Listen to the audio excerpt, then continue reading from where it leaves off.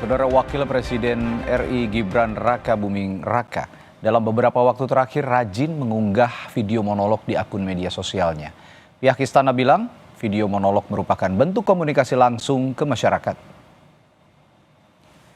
Juru bicara Presiden yang juga Wakil Menteri Sekretaris Negara Juri Ardiantoro angkat bicara terkait video monolog Wapres Gibran. Juri menyebut langkah Gibran sebagai bentuk komunikasi langsung pada masyarakat. Menurutnya, penyampaian informasi langsung oleh pejabat kepada masyarakat penting agar tidak terjadi bias informasi.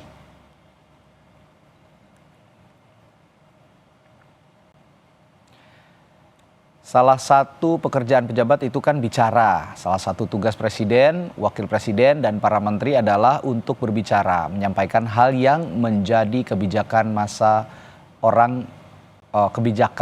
orang dilarang bicara. Begitu kata Wakil Menteri Sekretaris Negara Juri Ardiantoro seperti kami kutip dari kompas.id.